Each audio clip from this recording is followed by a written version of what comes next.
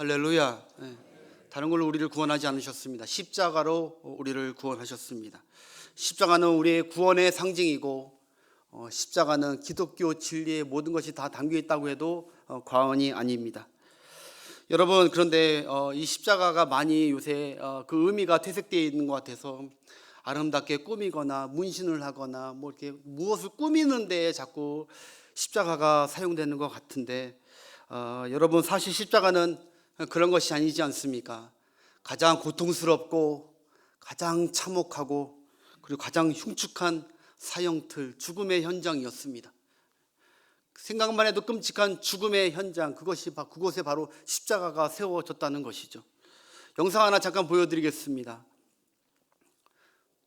2001년 9월 11일 믿을 수 없는 참혹한 현장이 우리 이 땅에, 미국 땅에서 벌어졌습니다. 파이어 빌딩, 세계 무역센터 두 곳이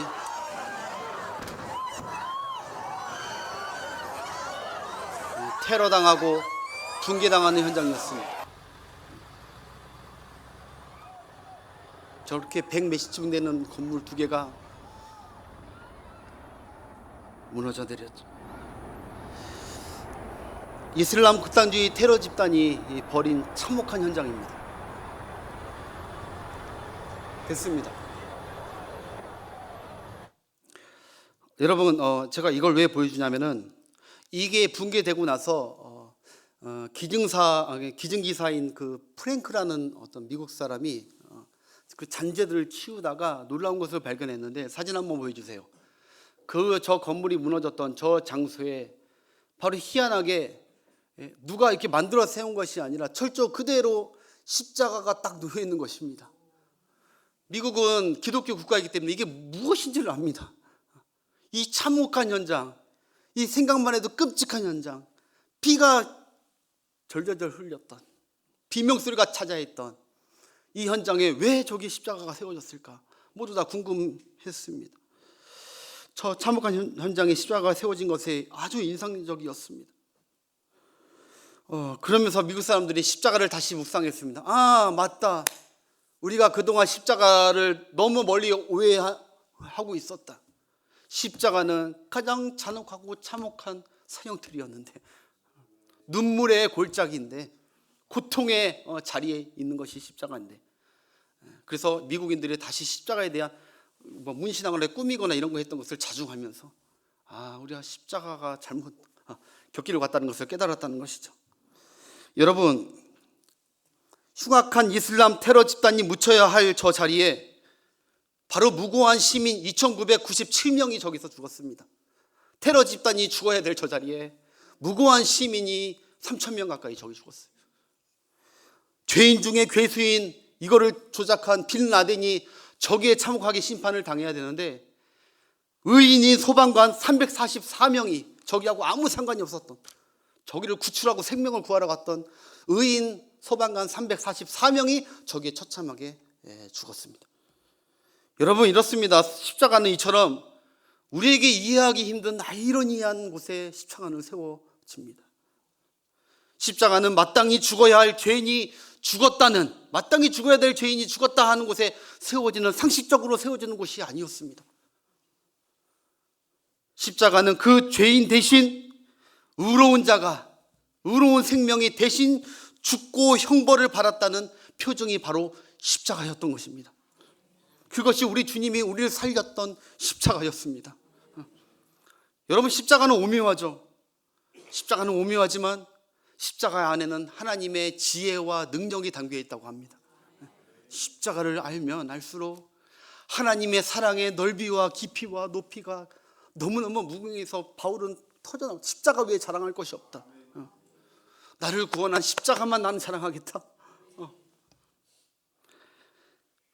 예수님은 나의 죄를 처리하고 구원하기 위해 십자가에 달려 나의 구원을 이루셨을 뿐만 아니라, 오늘은 이 부분을 한번 생각하길 바라요. 십자가를 통해 자기 십자가는 이렇게 지고 가야 된다고 우리에게 알려주신 것이 바로 십자가입니다.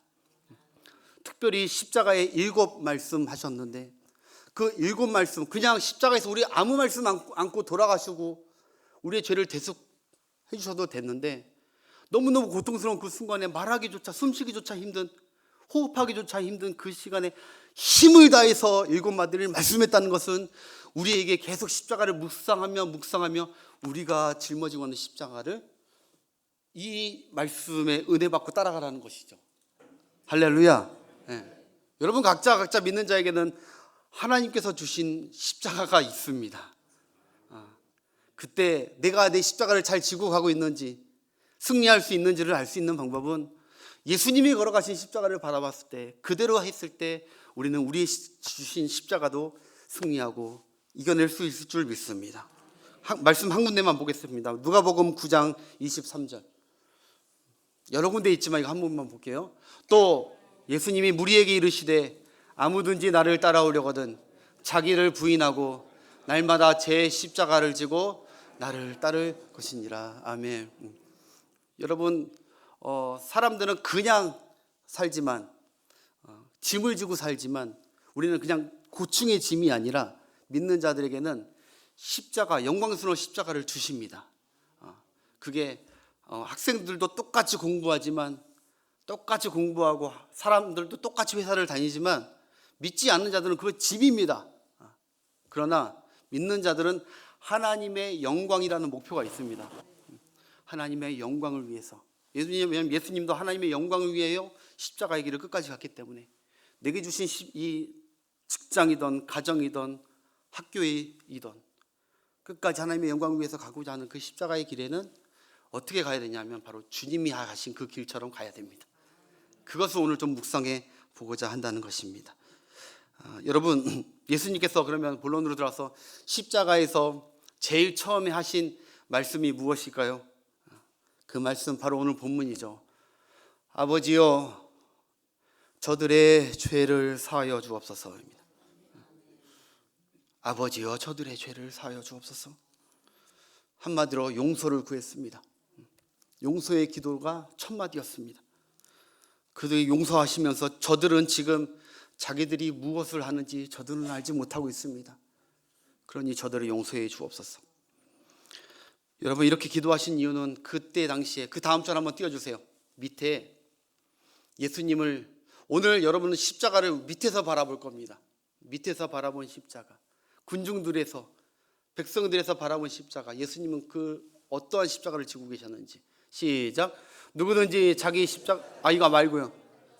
이거 말고 누가복음 23장 35절. 시작. 백성은 서서 구경하는데 관리들은 비웃어 이르되 자기 남을 구원하였으니 만일 하나님이 택하신 자 그리스도이면 자신도 구원할지어다 하고, 그 다음 절. 군인들도 희롱하면서 나와 심포도를 주며 이르되 내가 만일 유대인의 왕이면 내가 나를 구원하라 하더라. 아멘. 지금 있는 모든 대다수의 군중들이 예수님을 비방하고 놀리고 핍박하고 있는 것이죠. 여러분, 지금 그러고 있는 군중들을 앞에서 예수님은 십자가에 달리시면서 아버지 저들의 죄를 사해달라고, 저들이 지금 무슨 짓을 하고 있는지 알지 못하고 있다고. 여러분, 예수님은 지금 너무너무 고통스러운 순간이기에 우리 같으면 하나님께 이런 기도할 것 같아요. 하나님, 아버지 내 고통을 좀 줄여주옵소서.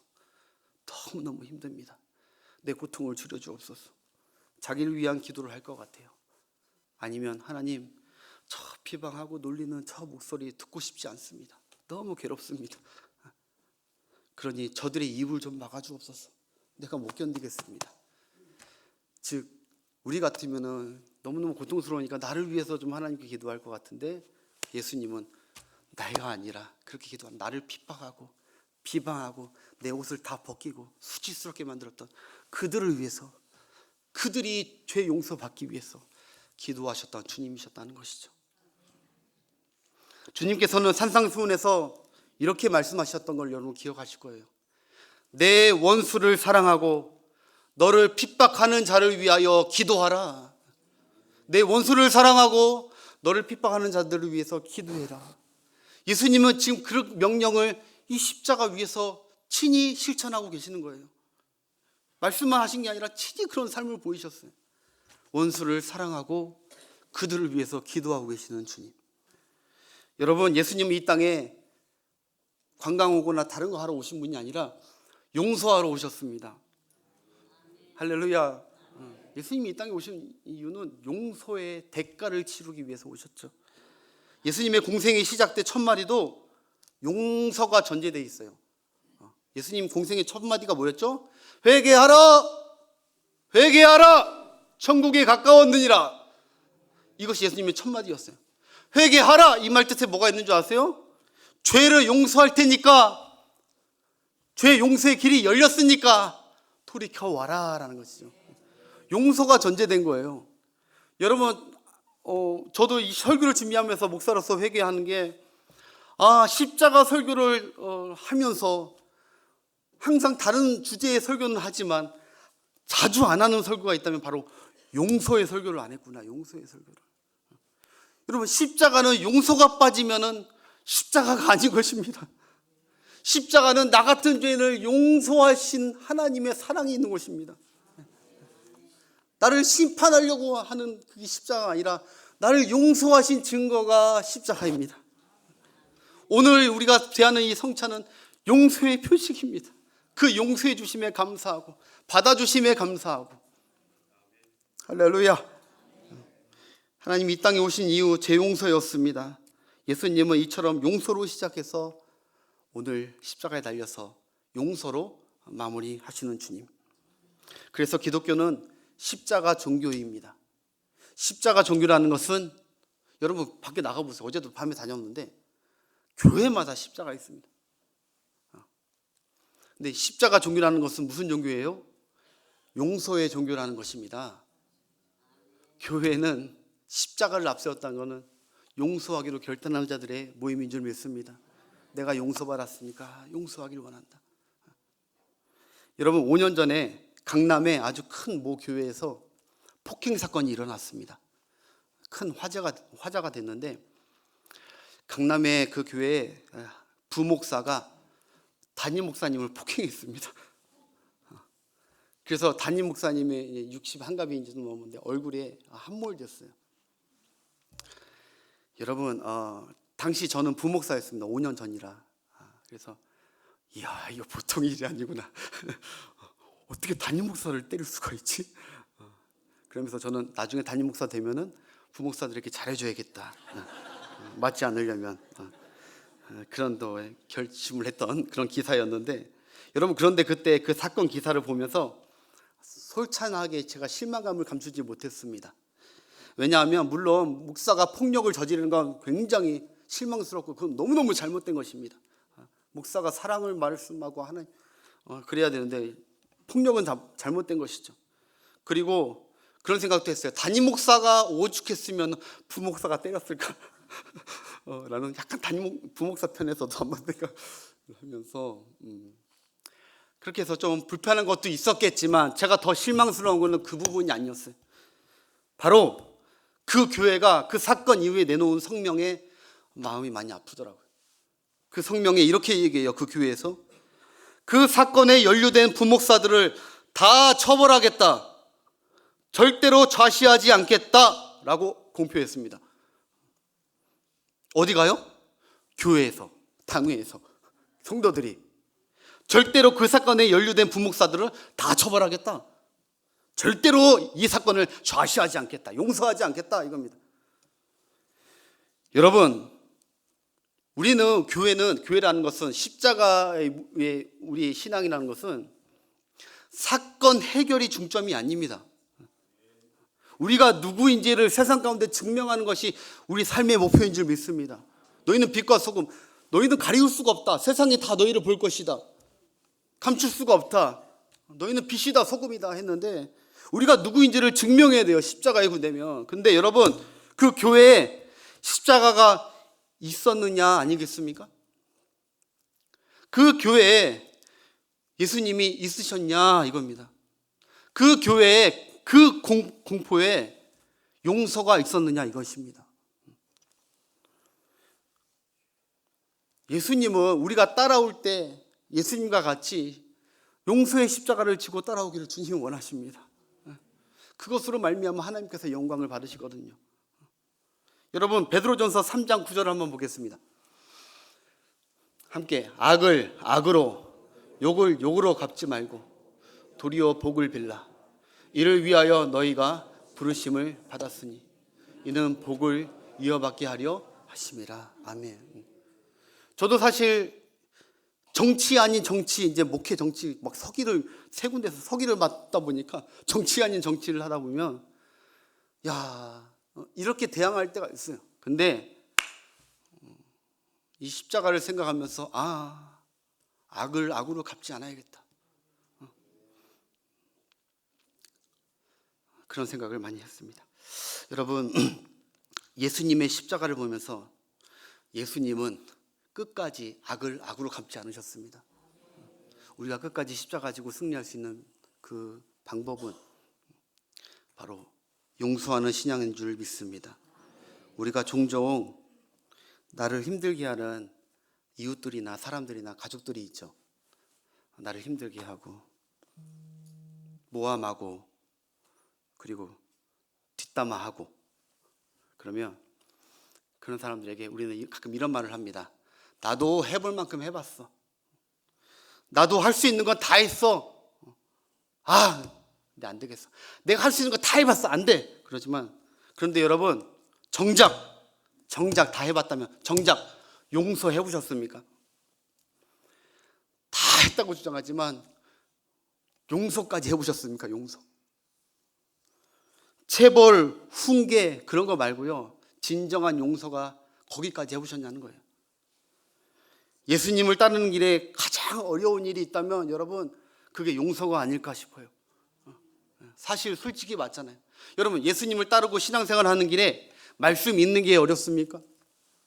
예배 드리는 게 어렵습니까? 봉사하는 게 어렵습니까? 전도하는 게 어렵습니까? 물론 그런 것도 좀 어려울 수도 있어요.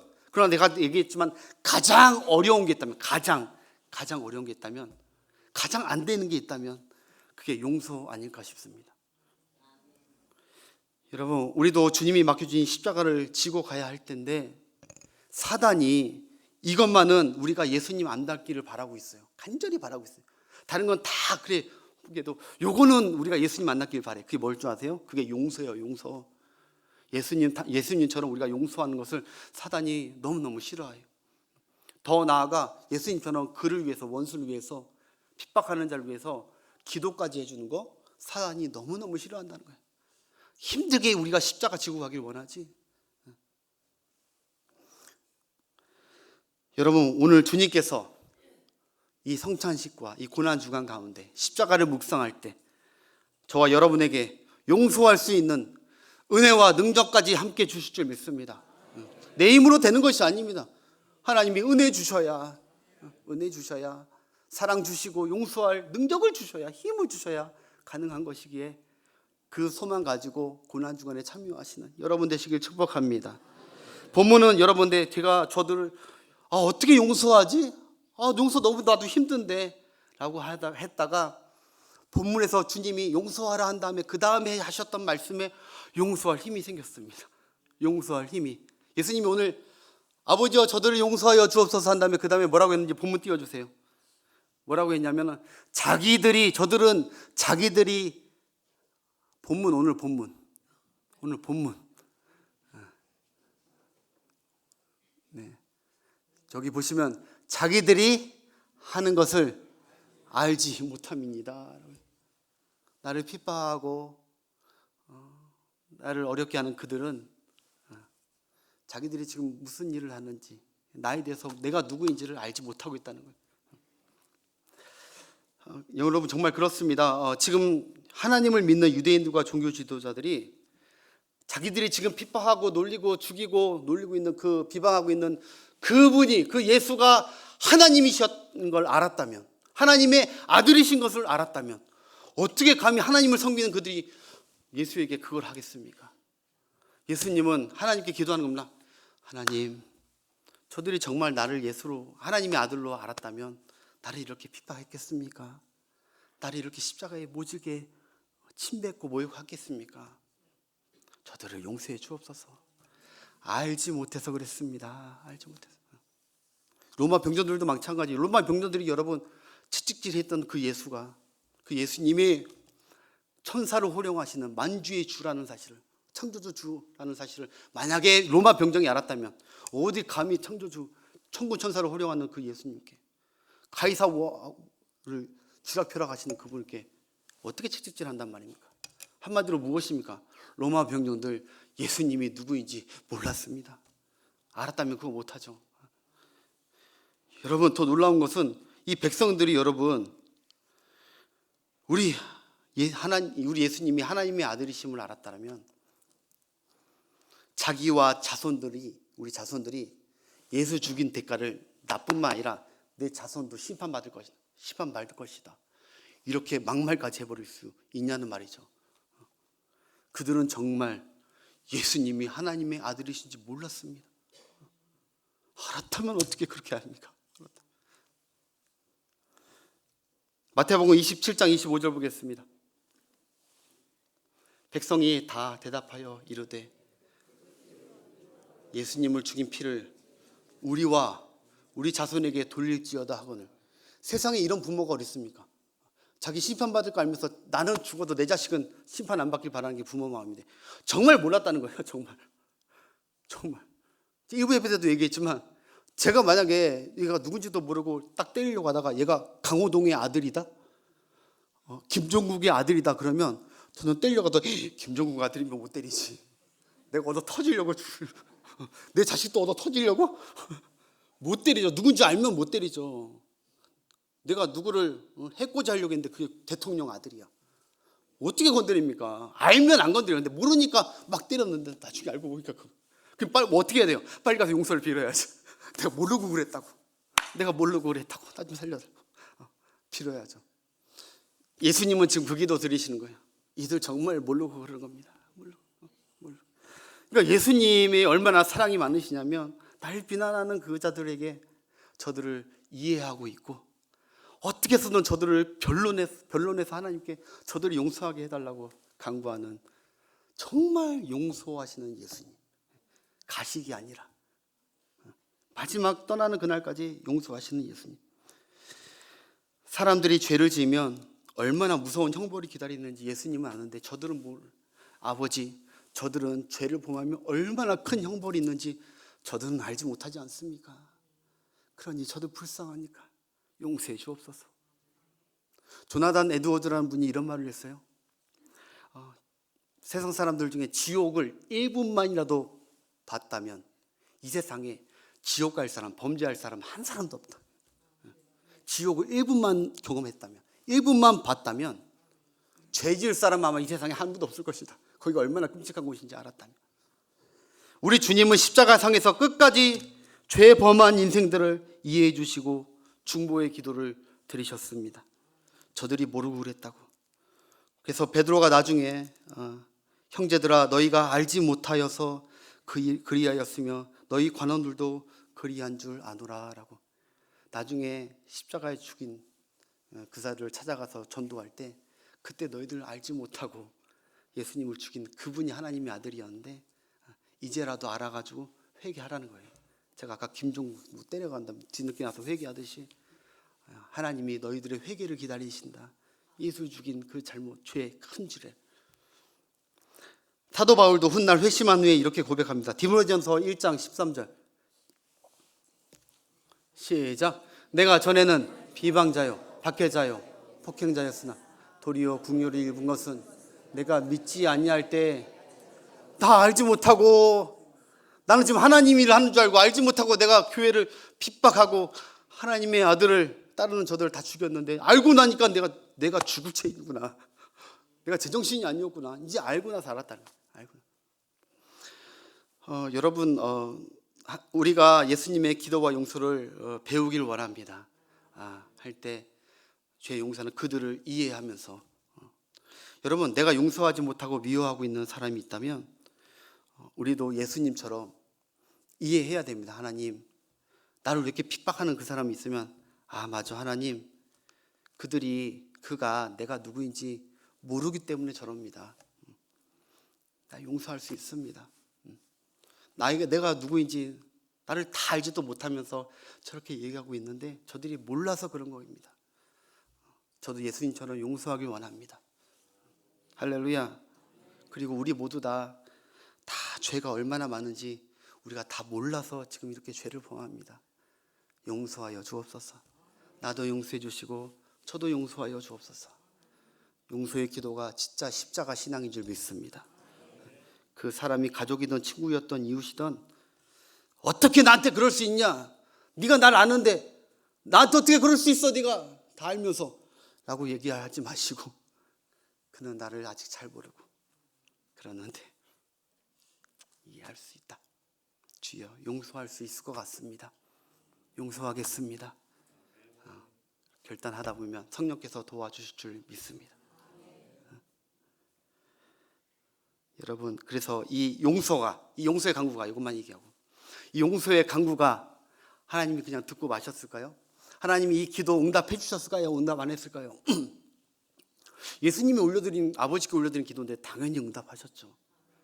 아버지, 저들을 죄를 용서해 주옵소서, 자기를 비난하는 저들을 용서해 주옵소서 하고 기도하는 그 얼마 후에, 아주 잠시 후에 자기를 그렇게 비난하고 있던 양편의 강도가 신랄하게 비판하고 있던 그들 중에 갑자기 한 사람이 이상한 고백을 합니다.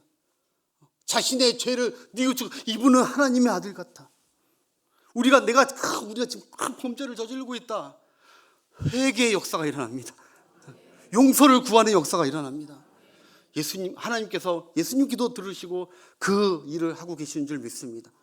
그리고 예수님이 십자가의 장에서 다 돌아가셨을 때 로마, 예수님을 찌르고 예수님을 제비 뽑고 놀리고 했던 로마 병정이 이자는 진실로 하나님의 아들이었도소이다.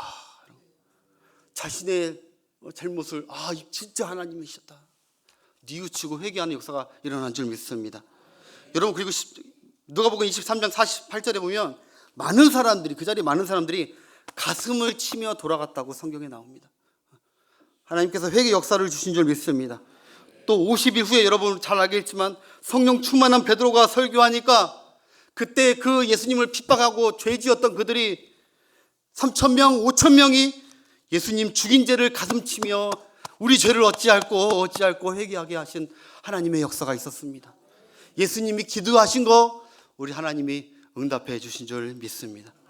말씀 맺겠습니다. 여러분, 예수님이 사랑과 자비하심과 용서하심으로 우리 죄를 용서해 달라고 하나님께 기도를 올려주셨습니다. 그 기도 때문에 우리 하나님께서 그 기도를 받으시고 우리가 예수 믿고 죄사함 받게 하신 줄 믿습니다. 예수님의 용서의 기도가 없었다면 우리도 예수 믿지 못했었을 것입니다. 그러면 우리가 십자가 지고 가는 우리의 삶 가운데 하나님이 우리에게 원하시는 뜻은 대적하고 싸우고 끝까지 그거 품고 용서하지 못하고 가지 말고, 용서하지 못하면요 그게 얼마나 짐이 되는지 몰라요. 차라리 용서를 확 해버리고 관계를 회복하고, 할렐루야. 용서는 하나님과 우리 사이의 회복이잖아요. 회복됐잖아요. 용서로 하나님이 여신 거예요. 우리가 연 게 아니에요. 하나님이 자신이 여셨고 자신의 아들의 희생으로 여신 용서, 그 용서 안에 모든 은혜와 평화와 영광이 가득 찼지 않았습니까? 복이. 여러분도 용서의 문을 여는, 하나님의 은혜로 여는 그 순간에 하나님께서 예비하신 놀라운 회복과 축복이 있을 줄 믿습니다. 다른 거 구하기보다 하나님, 내가 용서하게 하옵소서 기도하면 시타리처럼 꼬였던 문제들이 다 풀리게 하시는 하나님의 역사가 있을 줄 믿습니다. 이 말만 복창합시다. 함께 따라하겠습니다. 예수님을 본받아서 복수가 아니라 복음으로 살아가자. 다시 한번, 복수가 아니라 복음으로 살아가자. 십자가로 살아가자. 할렐루야. 기도하겠습니다.